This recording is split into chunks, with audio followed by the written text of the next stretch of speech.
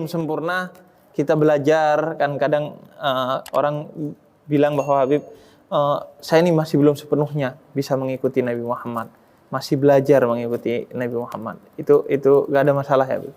Kita disuruh ikutin hal-hal yang simpel. Sholat 5 waktu, cuma 4 menit, 5 menit, selesai. Begitu, itu hal yang simpel. Siapa yang nggak bisa ngikutin hal yang demikian? Sholat subuh yang cuma 2 rakaat, bukan 20 rakaat, bukan 200 rakaat. Cuma 2 rakaat. Kita sehari semalam suruh sholat 17 rakaat. Itu juga enggak dicicil. Yang ini 2, ntar siangan lagi 4, ntar sorean 4, ntar maghrib 3, ntar malam isya itu 4 rakaat. Hal-hal yang simpel, hal-hal yang mudah. Itu sahabat bilang, ya Rasulullah, saya cuma mau ngerjain itu doang. Nggak ada yang lain. Kecuali puasa bulan Ramadan. Itu doang, nggak ada yang lain.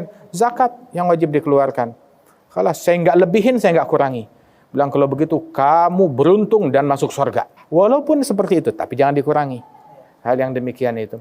Kemudian kita nggak bisa seperti Nabi Muhammad. Kita belum sempurna. Ya kalau kita nggak ngikutin Nabi, kapan kita sempurnanya? Makin jauh dari kesempurnaan kalau kita nggak ngikutin orang yang sempurna. Kita nggak sempurna, tapi kita mengidolakan dan mengikuti manusia yang paling sempurna.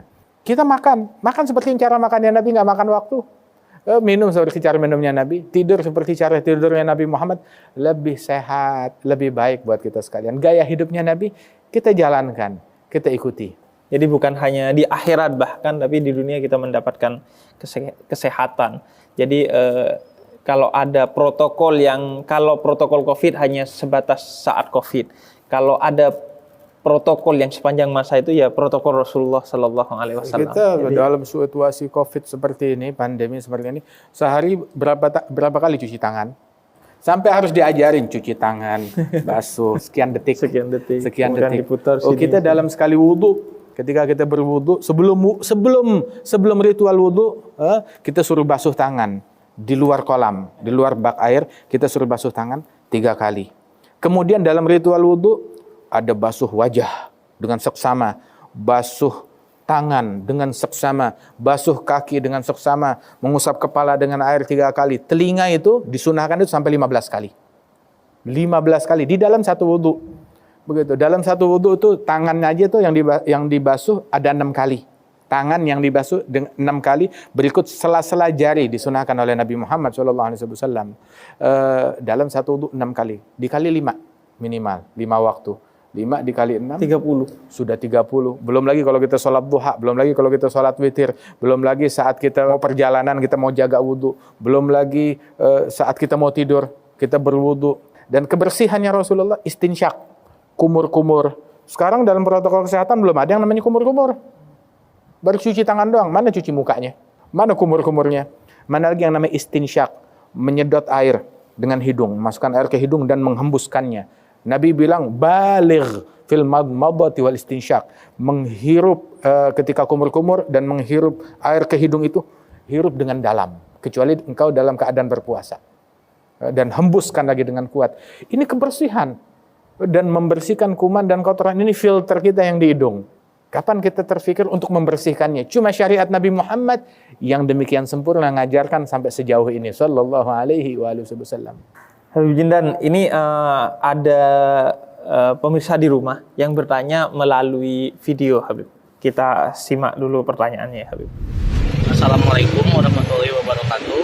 Saya ingin tahu lebih tentang bid'ah. Bagaimana kita tahu sesuatu itu bid'ah atau bukan? Dan bagaimana hukumnya kita tetap menjalankan bid'ah karena mungkin sesuatu yang dianggap bid'ah itu sebetulnya baik. Terima kasih. Oke, itu dia pertanyaannya. Kayaknya orang ini Habib nggak khawatir kurang, khawatirnya lebih Habib. Masya Allah. Khawatirnya lebih katanya. Khawatirnya melebihi atau tidak sesuai dengan yang diajarkan Nabi Muhammad. Nah, untuk membedakan itu Habib. Sesuatu itu orang ini khawatir itu, oh ternyata ini sudah berlebihan, ini sudah bid'ah gitu, tidak sesuai dengan Nabi Muhammad. Nah, untuk membedakan suatu ini sudah bid'ah atau ini sunnah, itu seperti apa Habib? Bid'ah tersebut adalah, kalau kita mau bahas tentang masalah ini kayaknya perlu 1 jam. 1 jam. Nggak cukup dijawab untuk 2-3 menit ini. Lakin ala kulli hal, bid'ah itu bukan berarti sesuatu yang baru. Di zaman Nabi nggak ada pesawat, tapi kalau kita pergi haji naik pesawat, kan haji ibadat. Kalau kita perginya naik pesawat, bid'ah dong. di haji juga menjalankan protokol kesehatan yang seperti ini. Di zaman Nabi nggak ada seperti itu, bid'ah dong semuanya. Masker kagak ada di zaman Nabi Muhammad, bid'ah dong itu semuanya. Lah bukan seperti itu. Ya, artinya yang bertentangan dengan sunnahnya Nabi Muhammad, yang bertentangan dengan ajaran Nabi Muhammad, walaupun itu ada di zaman Nabi, daripada hal-hal yang mungkar, maka itu adalah bid'ah. Itu adalah bid'ah yang tidak masuk di dalam syariatnya Rasulullah dan bertentangan dengan ajarannya Nabi Muhammad, maka itu adalah bid'ah. Buka-bukaan aurat, zaman Nabi ada. Tabarruj jahiliyah, ada di zaman Nabi Muhammad, tapi itu adalah bid'ah. Di zaman Nabi bid'ah, di zaman kita pun juga bid'ah. Bukaan aurat tersebut dan hal yang sejenisnya dan hal yang semacamnya. Tapi selama itu masih ada di dalam koridor syariat. Misalkan maulidnya Nabi Muhammad dikasih tahu ya, almar'u aduwwun majahil. Orang adalah musuh dari kebodohan dia sendiri. Dia memusuhi sesuatu yang dia nggak tahu. Padahal kalau dia tahu apa sih sebenarnya maulid? Merayakan maulid itu adalah mengungkapkan kegembiraan dengan lahirnya Nabi Muhammad. Kambing kita lahiran, kita girang. Ayam kita bertelur, kita girang. Kucing kita, begitu dia lahiran, kita girang. Kenapa Nabi Muhammad lahir? Oh, nggak boleh girang, bid'ah. Kalau kucing lahir, boleh gembira. Tapi kalau Nabi lahir, nggak boleh gembira. Itu namanya bid'ah. Siapa yang bilang begini? Bergembiralah dengan kelahirannya Rasulullah. Oh, nggak ada masalah dengan kegembiraan, tetapi mengungkapkannya. Nabi mengungkapkan kegembiraan dengan hal yang beragam.